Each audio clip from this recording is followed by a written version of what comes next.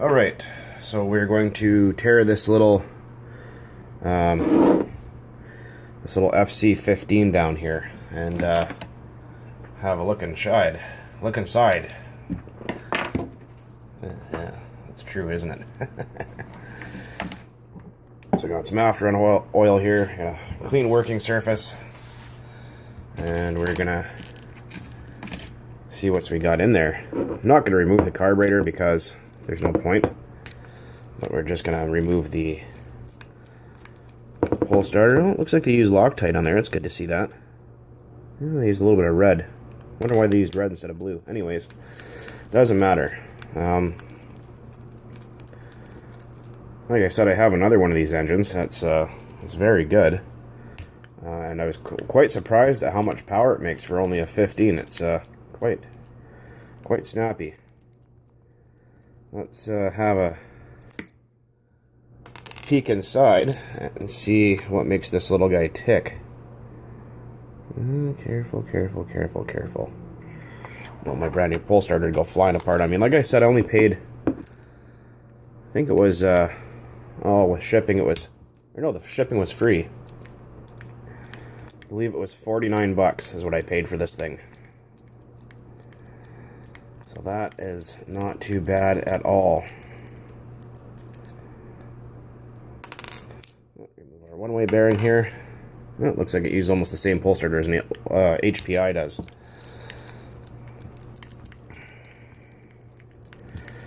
Not going to be running this engine right away. There will be a break-in video on it at a later date. You guys will see that one day, but not anytime soon. I really need to get myself a power drill. This is ridiculous. These bits actually are removable, a lot of these screwdrivers, which is nice. So you can actually stick them in a small cordless drill, which I need to acquire soon because mine shit the bed.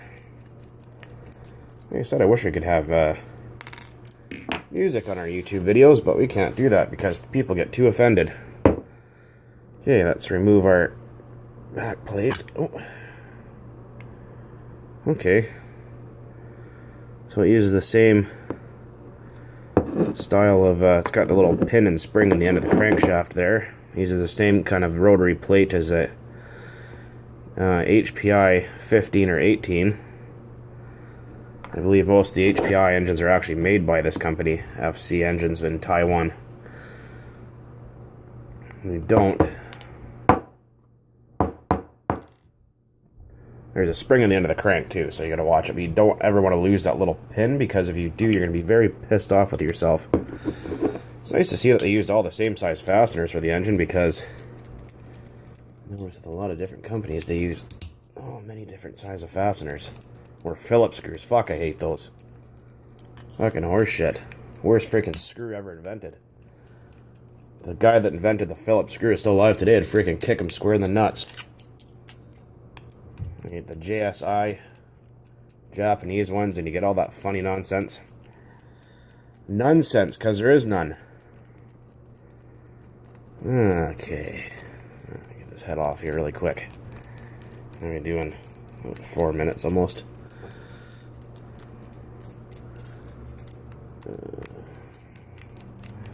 Hopefully I have enough space on my SD card. I hope.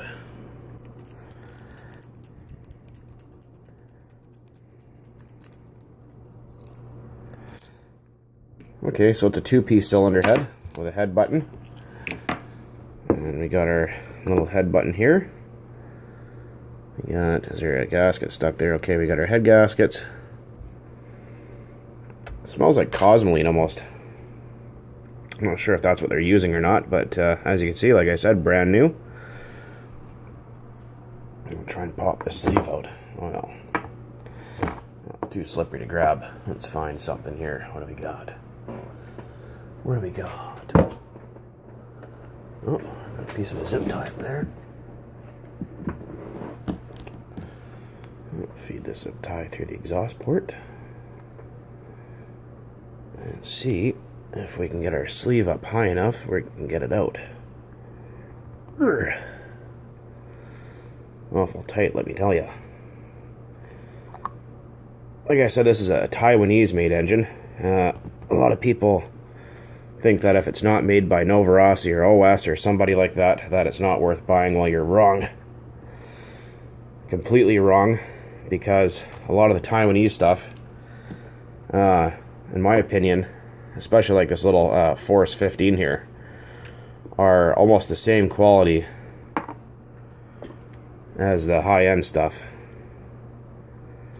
Okay, so we're gonna put a tiny, and for those of you that don't know or scared to take motors apart and you don't know what way the piston goes back in, what you can do is take yourself something metal and put like a little tiny scratch on the back of the connecting rod, just enough where you can see it as a witness mark.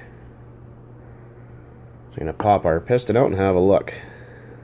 That's actually nice to see they actually use assembly lube, because some of these engines they don't. I don't know where my hook is. I don't even know if I have it here. Do I? Oh, I think I do. Let's see if we can hook that guy and get it off.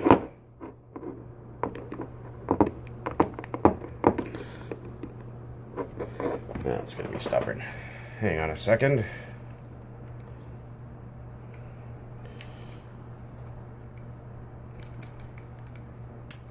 You just got to do it right in the right spot.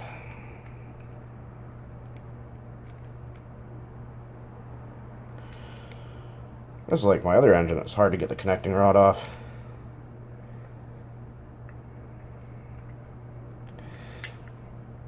It's also really hard to do with a hurt wrist. Yeah, anyways. Hang on a second here. I'll see if I can get that guy out of there. It's being very, very hard to get that off of there. So what you gotta do is just try to reach down and try to pull the piston, or the connecting rod, to one side of the piston if you can. And it gives you a little bit more clearance to get it out of there. Oh, there we go.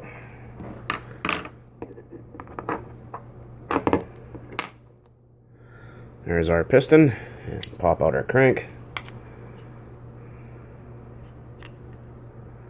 Okay. Huh, nice steel shielded bearings in there. That's nice to see. Oh, still recording, yeah.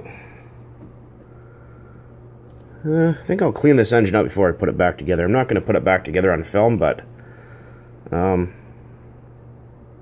just because I don't feel like it. But like I said, there's a tiny little spring in the end of this connecting or crankshaft pin here, so you got to be really careful not to lose that. And oh, look at our piston here. It looks pretty nice. Get a bushing in the top of the rod? Yes, it does. How about that for a $49 engine? It's got a bushing in the top of the rod. You don't even see that with some of the nice newer engines or some of the more expensive engines.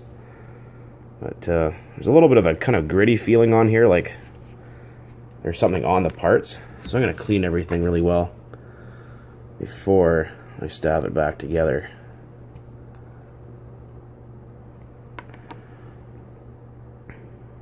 Quite small ports for a 15.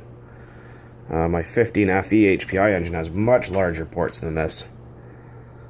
Well, maybe we will. I'll just go grab some brake cleaner really quick and I'll slap it back together on camera.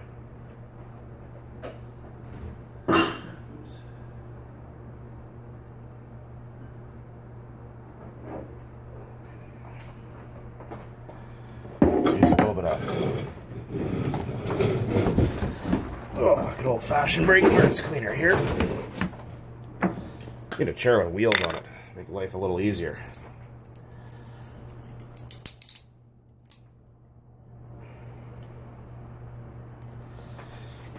And we're using some non-chlorinated brake cleaner. So I'm just going to give everything a little bit of a spray. In a well-ventilated area is best. Just going to get everything a little bit of a cleaning. Yeah, it smells like cosmoline. It's kind of an old school technique for cleaning or preserving metal. You usually see that a lot in the Eastern European made engines, like the Russian stuff, are usually packed with cosmoline grease. And it's usually a fucking nightmare to clean it out, too.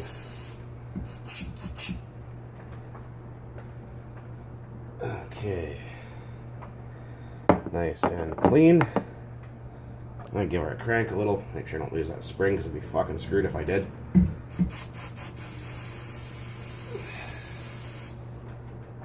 Okay. Right, on with the show. Okay, how are we doing? 10 minutes. The video suddenly cuts off is because I ran into SD card space. This stuff pretty much dries instantly with no residue. Put a little, well, actually I put some of the rear bearing too, because you should. A little bit down the center, because you want your parts lubricated, not dry. You see some people even put dirt bike motors together with dry pistons and stuff like that, and that's fucking stupid in my opinion. Alright, that's a few drops of oil in that wrist pin, because you should. A couple of drops of oil in here. And we remember our scratch went towards the outside. Pop our piston back in. Oops. Do not, whatever the hell you do, lose that spring like I keep telling you. I don't know if you guys can see or not. Let's give that a little wiggle. It should pop right back on. There we go. Back together.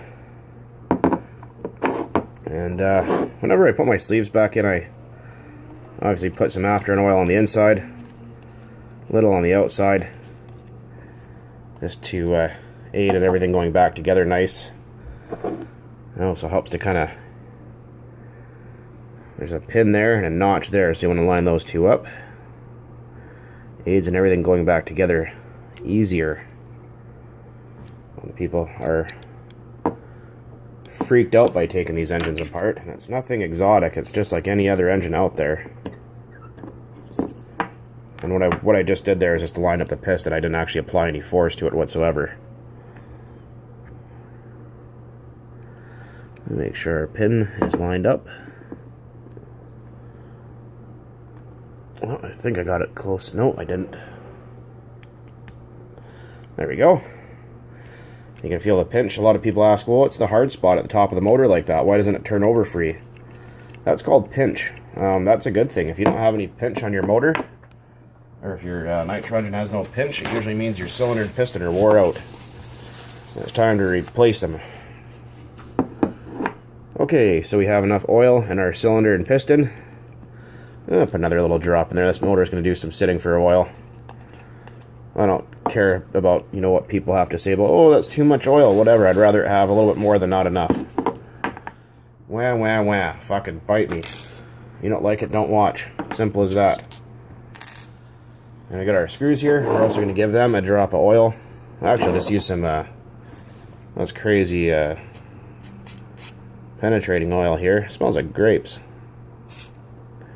Gonna put a little bit of oil on all the screws, because you don't want to put screws back in dry. You can if you want, it's up to you.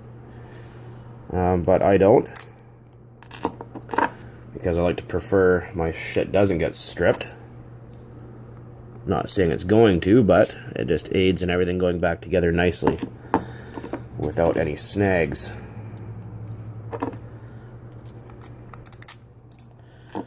And my new tripod is on its way. It should be here within the next week or so. Yay, finally. Alright, so we got our head button here. It's clean. Make sure your gasket's in there. Okay, that goes on like so. We got our head and screws. Like so.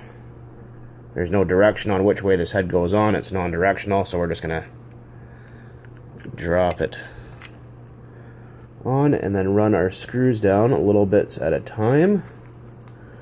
A lot of people make the mistake of just cranking one screw down nice and tight first and then start doing the rest. You don't want to do that, because if you do, you can unevenly torque the cylinder head. You're kind of trying to do it like you're tightening the lug nuts on a car in a star pattern is what you want. You don't want anything to be off in the cabbage on you like that. No fucking good at all.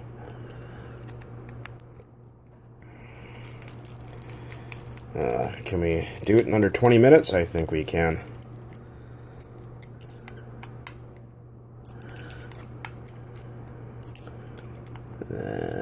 Okay, everything looks good. You don't need to go crazy, like super duper tight on these screws. Like, I mean, you need to obviously tighten them down, but when you do, use common sense. Because if you don't use common sense, you will strip your engine block out or break off a screw or strip your screws and then you'll be fucked. You don't want that. Okay, turn it over. Everything turns nice and free and smooth just like it should. Right, backplate time. Remember that pin that I was talking about earlier. Shit, I don't have little pliers here, do I? I don't. Fuck. Okay. This might be fun to try to put that back in. Yes, it's gonna be. I can already see it happening. I'm gonna try and use... Don't ever use vice grips on engines ever, but I'm gonna try to use my vice grips. Oops. Don't do that. Just to hold the pin so I can put it back in the end of the crank, like so. Make sure spring's working. There's no orientation on this back plate, so you don't have to worry about that. It will line itself up. You can see the kind of machined surface on it. So we're going to take a little bit of after an oil, put on that O-ring just to, so everything seats nice. Because sometimes they can go back together a little bit tight. And hold the motor down like this, and that should pop right back on. And our 4 screws, give them a little shot, and yeah, stuff has quite the interesting smell to it.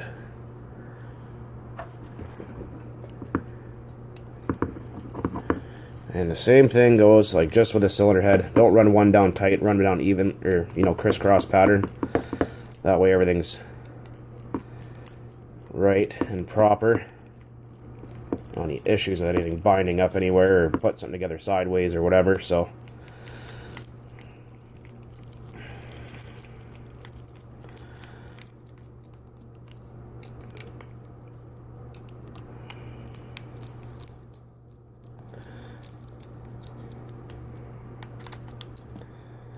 Okay, moving on.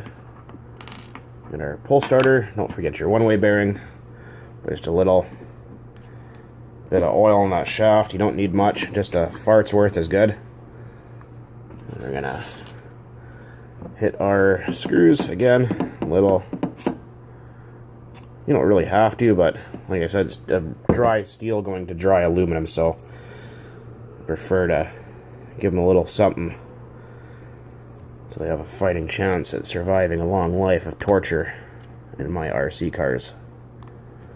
How are we doing? 18 minutes? It's not too bad. Oh man, I can tell you one thing, the freaking forest fire smoke over here in BC is just awful. Stinks like shit.